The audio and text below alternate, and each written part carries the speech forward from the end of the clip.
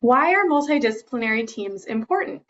Well, multidisciplinary teams is really about bringing the different lenses and the different perspectives to the table. Um, you have your experts in certain fields, and for example, special education experts, they're going to know a lot about the IEP, about an individual student's disability and the strengths and the needs. Whereas someone that comes with the Yale specialist background, they're going to know more about the LPAC scores, how English language development, or about linguistic supports. And so really coming together to support all the students' needs requires that lens of the different aspects, right, that the student has.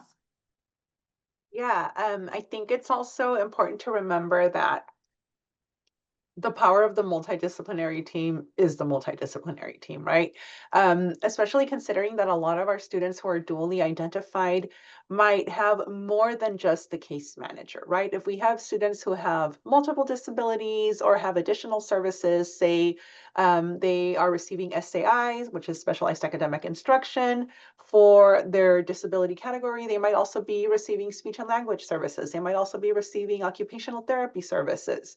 And that's just on the special ed side of the house. Now let's move over to the language, English language development side of the house.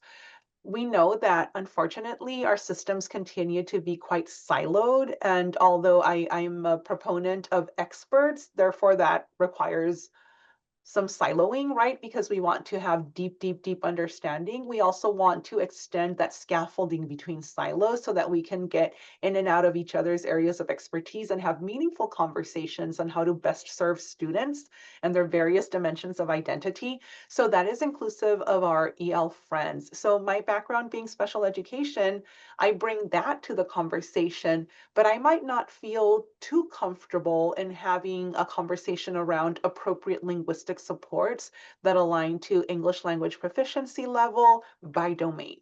So I can talk and talk and talk about objectives, like, and I can talk about goals and I can talk about accommodations, but how I make recommendations specific to the student's language needs, I'm going to need to lean on my EL counterpart, my ELD counterpart, to be able to inform my lens. And also, as we're prepping for the end, which is, hopefully reclassification for the student, we want to be involved in the development of this IEP to ensure that we're addressing all of the steps along the way so that we are truly arriving at a situation where the student is demonstrating that they can, in fact, access content, engage with content, and with their non-disabled peers in a way that is consistent as their English only counterparts in the school environment and their academic environment. So again, multidisciplinary team critical from the get-go, and it really helps address a lot of issues that might arise along the way if we're not having all of those key individuals present from the beginning.